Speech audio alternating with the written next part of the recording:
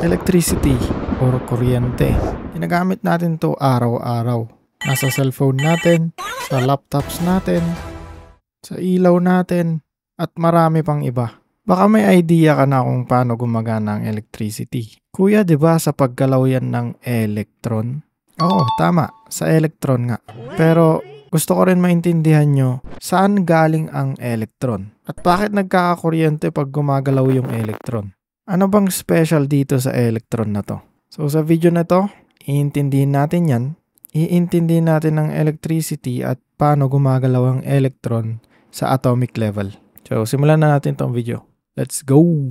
Okay, para maintindihan natin ang electron, kailangan maintindihan muna natin kung ano ba ang atom. Ano ba yung atom? Yung atom yung basic building block ng mga matter. Yung mga matter, yung mga nahahawakan mo. Gaya ng sarili mo, made up of atom ka. Yung tubig, made up of atom din. Yung computer mo, yung cellphone mo na hinahawakan mo ngayon kung saan ka nanonood, yung screen yan, yung screen protector, lahat. Except ang light, ang force, at saka yung mga cosmic stuff. Yung light, made up of photons yan, photons. Ito force lang yan. Gaya nung mga gravity, ganun. Diyan sa force, effect yan. Hindi mo yan nakikita or nakahawakan. Nararamdaman mo lang. Tapos yung mga nasa outer space, hindi ko sure. Basta cosmic. Hindi na yan kasali. Hindi na yan made up of atom. So itong mga to, hindi natin pag-uusapan ngayon. Okay, focus tayo sa atom. Ano ba yung nasa loob ng atom?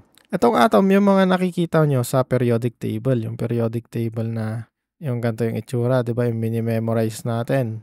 Yung may hydrogen, oxygen, carbon, boron, yung mga nandito sa periodic table.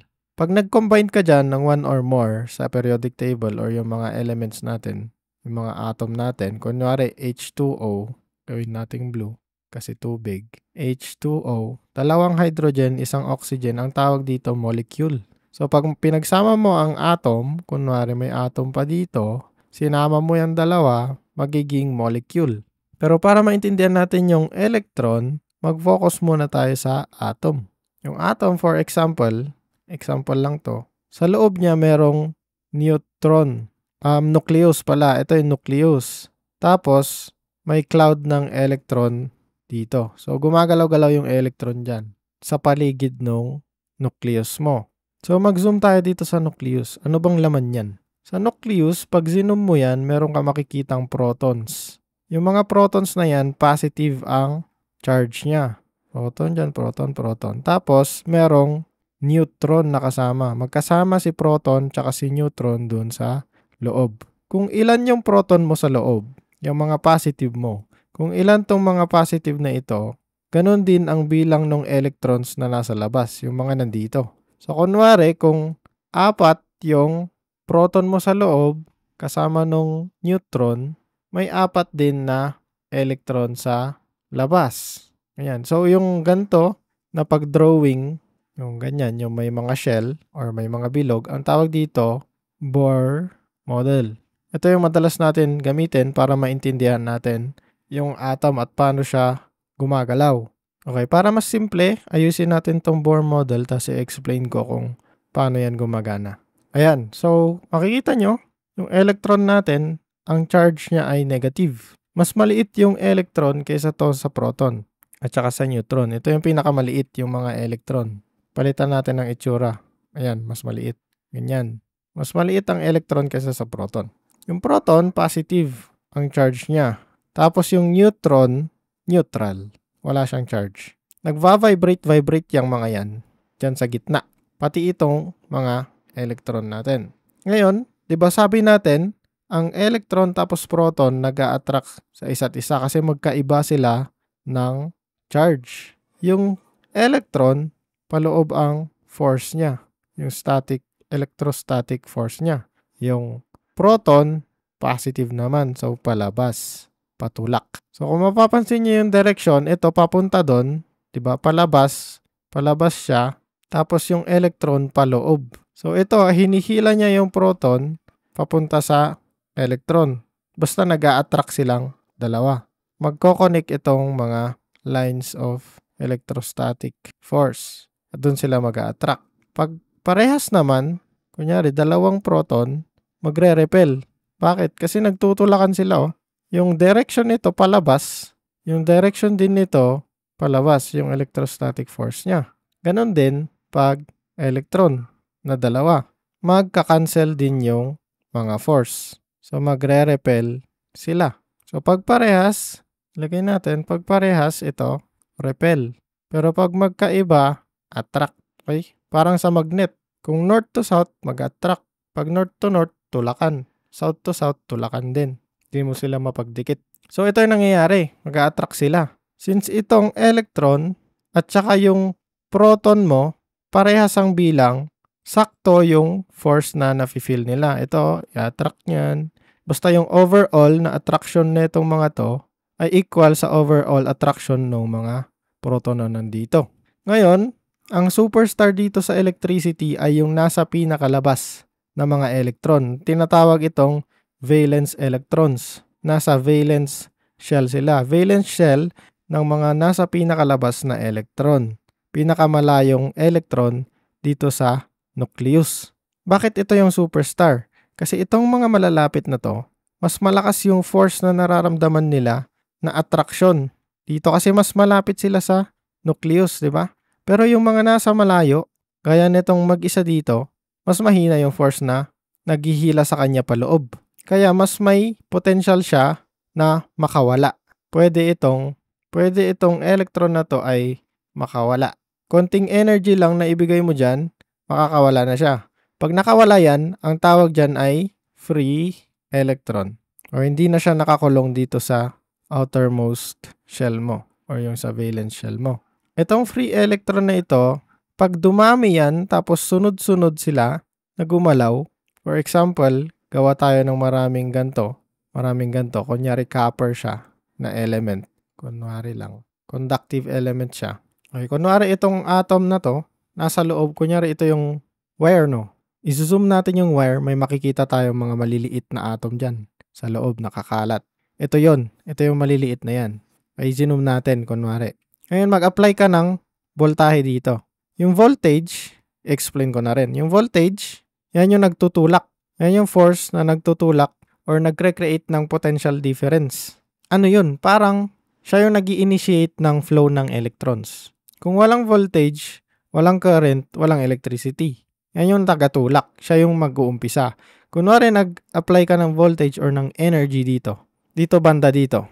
Ang mangyayari dyan, kunyari nag-apply ka ng negative dito, no? Negative na charge. Di ba yung battery natin may positive tapos negative? Yung maliit dito. Ito, negative. Ito yung positive terminal. I-connect natin to dito. Connect natin siya dyan. Tapos ito sa negative. Negative to. Since negative yun nandito, itutulak niya yung electron na nandito. Since ito yung pinakamalayo, so left tayo, nasa left tayo. Kunyari ito yung tatlo. Nasa left tayo, papuntang kanan. Since negative ito, itutulak niya yung madaling itulak, which is yung nandito sa pinaka-labas. Yung madaling gawing free electron. Pag yan, nakalaya, so palayain natin to. Yan, nakaalis siya, pupunta siya dito. Dahil negative ang charge nito, itutulak niya ngayon ito. Diba? Parang yung ginawa nitong negative na to. Itutulak niya yung electron dito. Dahil konting force lang, makakalaya na yan, maging free electron na to. Since yung pagtulak niya ay pa ganon, so naitulak yung electron pa ganito, ire-repel niya kasi parehas sila ng charge. So makakawala din to. So makakawala din ito. Nakawala siya. Ngayon ito, dahil hole to, ang tawag natin dyan hole, yung space na pinanggalingan ng electron mo ay magiging hole. Ang hole magiging positive. Pag may butas, basta hole, positive yan. Magiging positive. Pag umalis yung electron dyan, positive na yan. Pati ito, positive na to. Walang laman yan butas lang. Pero positive kasi natanggalan siya ng negative. Okay? Ngayon itong negative na to, yung electron na nakawala dyan, ma-attract dun sa hole. Pupunta na itong electron na to, dito sa hole. So, malalagyan na ulit ng electron yan. Tapos itong nakalaya na ito, itutulak niya naman to. So nakikita niyo yung pattern, nagtutulakan lang sila. Tulak tapos attract, tulak tapos attract. Ganun lang yung nangyayari. So makakalaya din to, pupunta doon, pupunta sa pang-apat na ganto. So ganun yung nangyayari. Ito mapupunta na dyan. So nagtulakan lang sila, patalon-talon sa bawat atom. Tapos ito, ma-attract lang dito sa positive nito. Kasi positive dyan, di ba? Positive yung terminal na ito. So ma-attract yung negative na electron papunta doon sa positive na terminal. Tapos pag napunta dito sa positive na terminal, yung negative na electron, dadaloy ulit dito, itutulak niya na naman yung negative dito, tapos pupunta na naman dyan, paikot-ikot lang. Paikot-ikot lang ng paikot-ikot dyan. Yung paggalaw ng electrons na yan, yung current, ang tinatawag natin, current. Ang current ay yung flow ng electrons. Pero bakit nakaka-power yung paggalaw ng electrons? Ano bang meron dyan sa electron? Yung charge niya or yung energy niya. Parang dinadala ng electron yung energy niya, kunyari sa cellphone mo, dun sa battery, papadaluyin nung battery, yung mga wires dun sa cellphone mo, dala-dala nila yung energy kaya nagkaka-energy yung cellphone mo. Nagkakailaw, pwede nang mapindot, nagkaka-power. Yung energy yung dahilan, yung energy ng electron. So, ganyan yung nangyayari dito sa loob ng metal natin or mga conductive na components natin. Naintindihan na natin yung voltage. Yan lang yung potential difference or yung nagtutulak sa mga electrons. Tapos yung current, yung movement ng electrons. Hindi porket gumalaw ang electron may current na. Yung current dapat organized yung flow ng electron. Pag tinanggal mo yung voltahe dito, pag tinanggal mo yung voltage or yung source ng voltage dyan, tinanggal mo yung battery, meron pa rin gumagalaw na mga electron dito. Gumagalaw-galaw, nagva-vibrate, pero wala silang maayos na direksyon. Paganyan-ganyan lang sila. So, hindi yan makakaproduce ng kuryente. Kasi random lang yung movement nila. Dapat organize yung direction. Either right, left, paganyan-ganyan. Pag AC kasi, papunta sa right, babalik, punta sa right, babalik. Yan yung nakikita nyong AC na wave. So, pupunta siya sa positive, tapos negative, tapos positive, tapos negative. Yung DC, positive lang, pag ganyan. Or negative lang. Diba? Positive yung buong yan, or negative lang na buo. So, yung movement ng electron dito sa, dito sa DC, either pa ganun, pa positive, or pa ganyan, pa negative. Pero dito sa AC, pabalik-balik, pa ganun-ganun. Kaya ganyan yung wave niya. Okay, yung both na yan, movement lang ng electrons yan, yung AC at yung DC.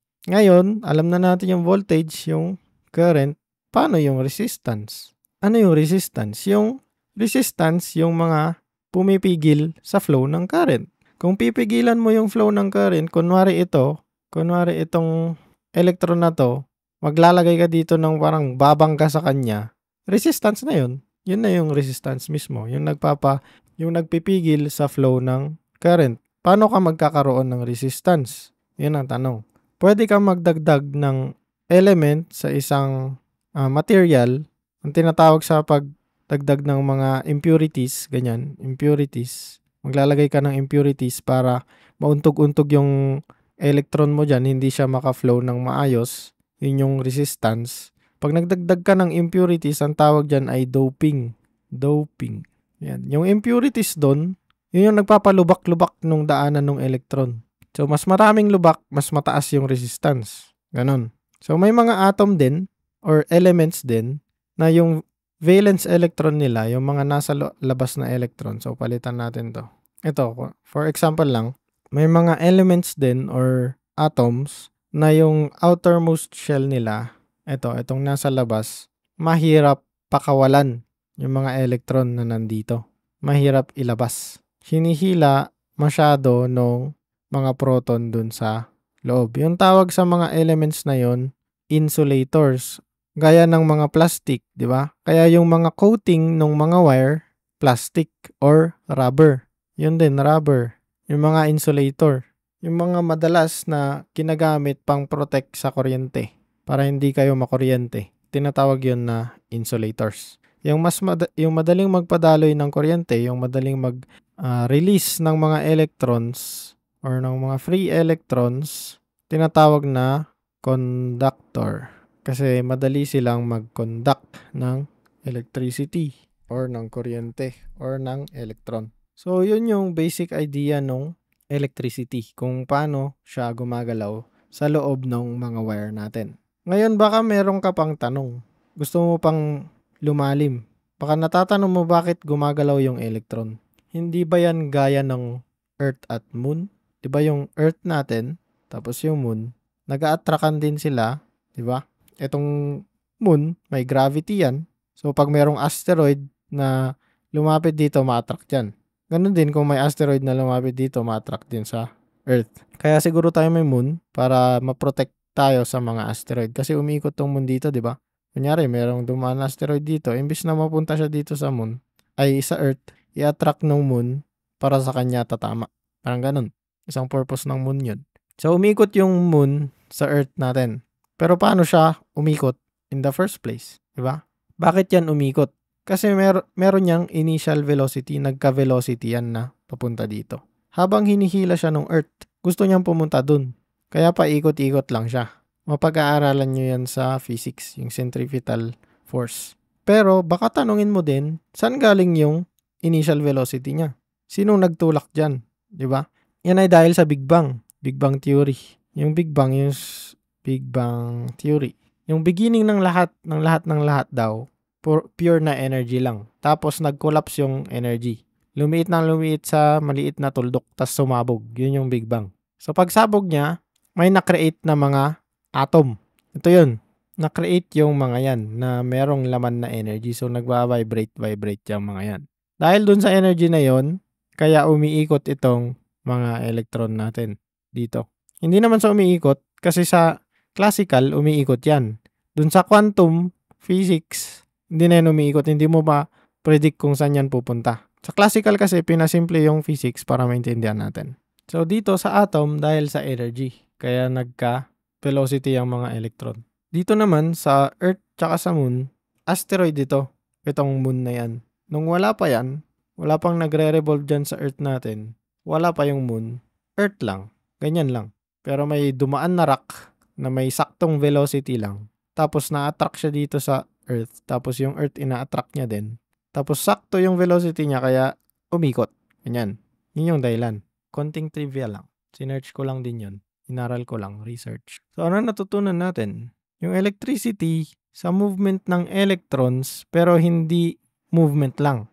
Dapat organized yung movement. Ano yung nagpapa-organize? Siyempre yung wire tapos yung potential difference na i-apply mo. Yung voltahe na i-apply mo. Kung maglagay ka ng negative dito, tulak niya yung electrons papunta dun. Tapos ito ilagay mo dun sa positive, ma-attract papunta dito.